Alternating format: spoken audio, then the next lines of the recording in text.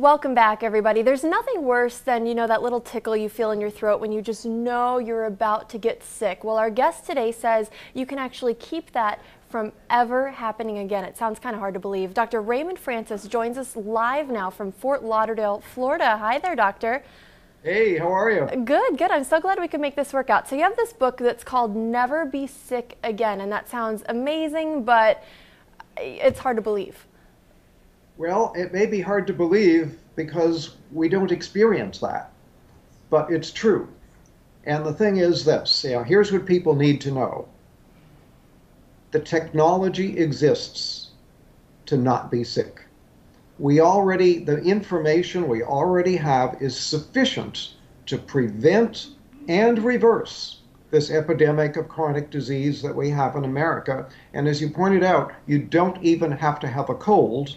And I can tell you that I have had, in the past 26 years, I've had one cold, and I have a very good excuse for that one cold. So I'm 75 years old. I'm in perfect health. I don't take any medications whatsoever. I have boundless energy. I have a clear mind. I don't have an ache or a pain in my body. I'm living proof that you can be healthy and you don't need to be sick. Now, I think I've kind of started to take it for granted that I'm going to get one cold every year, and I plan ahead for that, and I think a lot of people live like that. I can't imagine a life where you never even get a cold.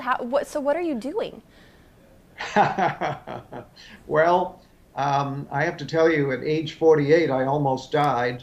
My death was a medical certainty, and I had to use my own knowledge of biochemistry to save my life and then to restore my health. And that's what got me interested. Almost dying really caught my interest. What I do, I changed my diet. I changed my lifestyle. I've learned how to eat good food. I take very high quality supplements. In fact, I now make my own supplements and sell them. They're very, very high quality. I get regular exercise. I meditate on a regular basis. So in short, I changed my diet. I change my lifestyle, and I take very high quality supplements, and that's why I'm so healthy. So what are some changes that all of us can take? Because not everyone is able to, make their own supplements in their home. So what are some simple things that we can do right now to keep ourselves from getting sick again? Okay, well, simple things. If you want to do one thing and only one thing, get off of sugar. Sugar is a deadly metabolic poison. And if you look at it from a biochemical standpoint as to what happens to you when you eat sugar, I wish I had a blackboard here right now and I could fill a whole wall with what happens when you eat just 1 teaspoon of sugar. Now, what about the sugar in, say, like fruit or apple juice or something like that? Well, apple juice, no, but fruit. If you eat a piece of fruit, that's okay. Okay. A fruit juice is not okay because you get too much bioavailable sugar and you get a sugar spike in your blood. But when you get a sugar, you can eat 1 teaspoon of sugar. Within 2 hours, your immunity will be reduced by 50%. And then people say, oh, I caught a cold. No, you didn't. You reduced your immunity and you then made yourself susceptible to an infection.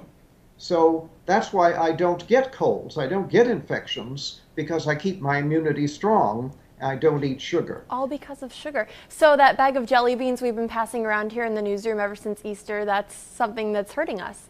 Bad idea. Bad idea. Yeah, you don't want to do that.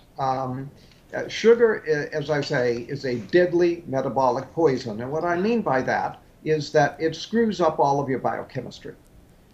Just 1 or 2 teaspoons of sugar will throw your normal biochemistry into chaos for a period of 6 to 8 hours. And that's not very much sugar. It doesn't sound like a lot. Sugar.